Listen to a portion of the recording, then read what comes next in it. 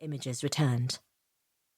The first, lying on a dove-grey carpet, a beautiful woman wore a glittering golden dress, the silk scarf used to crush her airway still wrapped tightly around her neck.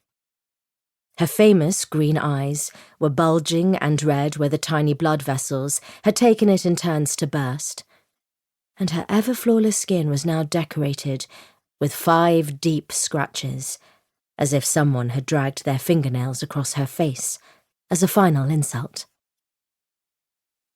But it was the second image Matt knew was going to haunt him. 2.1 million reposts and counting.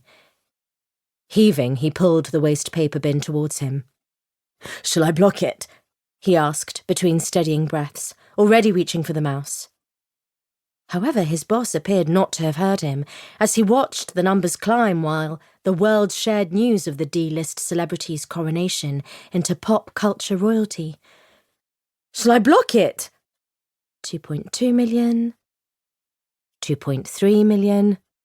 "Wait for it," replied the man sporting flip-flops with a smart suit.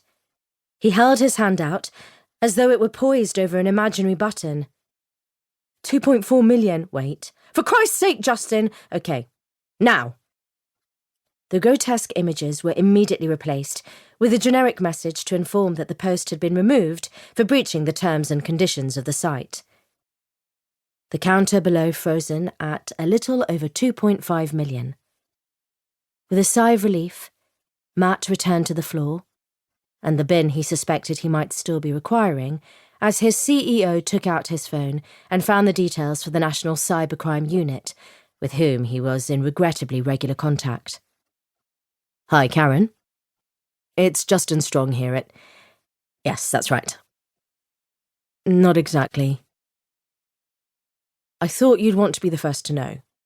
He paused, just to really sell his insincere distress. "There's been another one."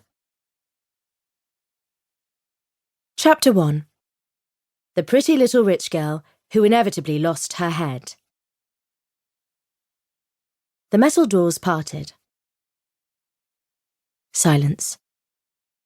A web of hazy sunshine spanned the entrance hall, dust particles roaming threads of light, as she stepped into the capacious Knightsbridge penthouse.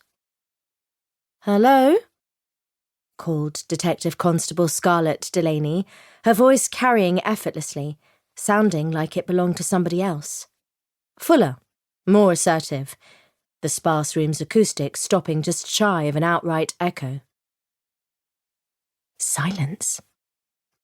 Drawn toward the vista beyond the double-height windows, she made her way across the expanse of wooden floor to gaze out over mid-morning London, deceptively calm from the roof of the city. The skewed perspective that just £8 to £10 million could buy you. When the sun retreated behind a cloud, a ghostly reflection appeared in the glass. Scarlett surprising herself with a pang of sadness she felt on seeing just how out of place she looked amid such lavish surroundings. Her beat-up pair of Converse All-Stars were doing little to smarten the ensemble of ripped jeans and a grey hoodie. Feeling a little self-conscious, she quickly tied her hair up in the makeshift mirror, deep red smouldering against fair skin, as she twisted the band into place. "Scarlett," a voice boomed from across the apartment. "In here." "Coming," she called back, giving herself one final look before heading over. Evidence of a sophisticated party was strewn neatly across the living area, as she passed beneath a glass staircase that seemed to defy the laws of physics where it zigzagged up to a stunning mezzanine kitchen. Empty champagne flutes assumed the role of crystal decorations upon the fireplace, while a Steinway piano had been reduced to a serving table for finger food, most of which she couldn't even identify.